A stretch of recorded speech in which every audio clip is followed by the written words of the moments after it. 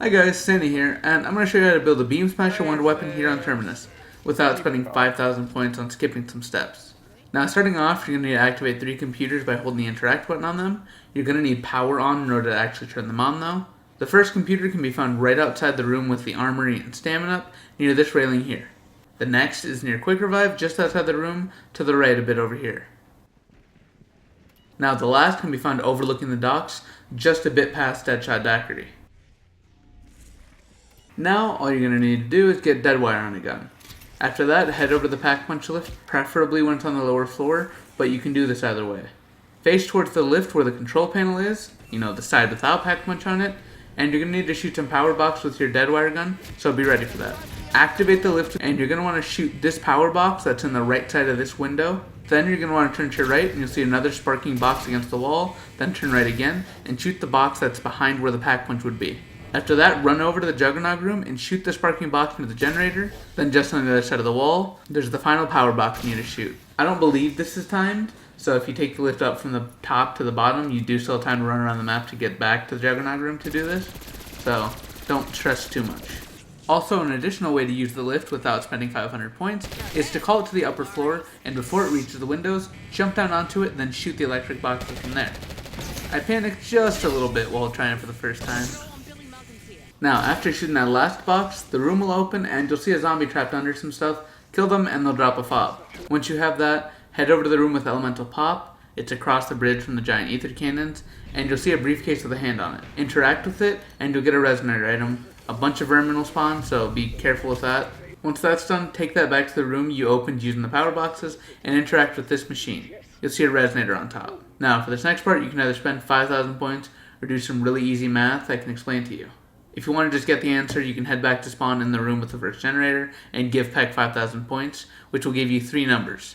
Take these numbers back to the machine and input them. Now, if you want to know how to activate this without spending any points, I'll explain that now. By each computer you activate at the beginning of the video, there's a letter next to the computer and a symbol on screen. Take note of which letter matches each symbol. Now, there should also just be sticky notes on the machine after a bit, with like the letter and the symbol, but I'm not 100% sure how to trigger that. So I'm just going to go with the method of knowing off the computers and stuff like that. So you're going to want to head back to the room and you'll see a whiteboard with some equations and one with some symbols. The whiteboard with symbols on it will give you the value for X, Y, and Z. Start by finding which symbol matches X on the board, and the number on the left side of the chart will be the first digit, and the number beneath the symbol will be the second digit. So in my instance, X would equal 0. Now do the same for Y and Z. For me, Y was 11 and Z was 22. To make things easier for you, here's a graphic showing you the value of each symbol. This is going to save you a lot of time. Now from here, you input those values into the equations on the whiteboard, and since we know the values of X, Y, and Z, we can rewrite the equations to make them a lot easier to follow. So for the first equation, 2x plus 11 becomes 2 times 0 plus 11. Solve that, and we get our first code, which equals out to 11.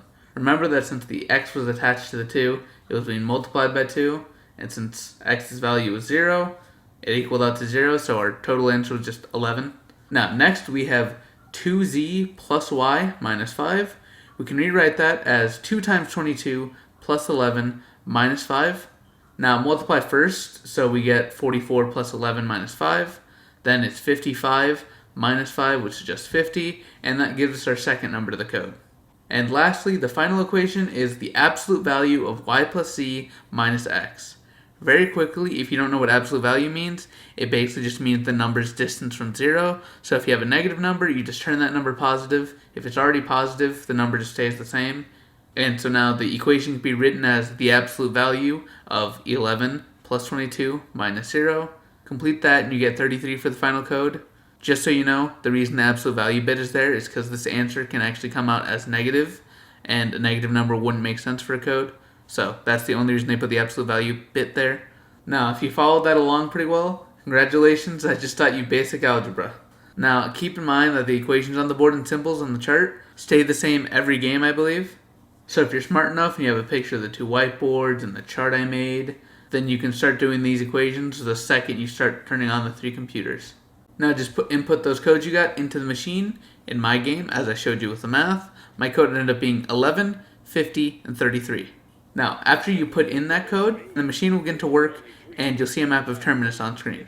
Now, I believe you have to be at least round 9. So if you're before that, get to round 9 and the machine should be done processing. If it's currently round 9 or past that, then you need to go to the next round. Now, once the machine's done processing, you'll see a dot on the island furthest right on the map. Make sure you grab the Resonator and then head to that island.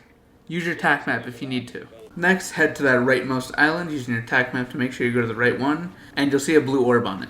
Interact with the orb and a bunch of zombies are going to start spawning. Now, the blue orb is going to shoot out a beam at some zombies, and when you kill the zombies that it shot, they'll drop a blue ball you have to pick up by looking directly at it and holding the interact button. You can also just make sure to kill the zombies that have like the blue glow around them inside the blue orb, so it instantly picks it up. Now, in order to actually give the orb the balls, you just have to walk into it holding it. And after you give it enough of your balls, it'll disappear and drop an item on the ground for you to pick up. Next, the orb's going to go to the southernmost island, so get on a boat. And once you get to that southernmost island, it'll be a green orb. And you once again have to do the same thing.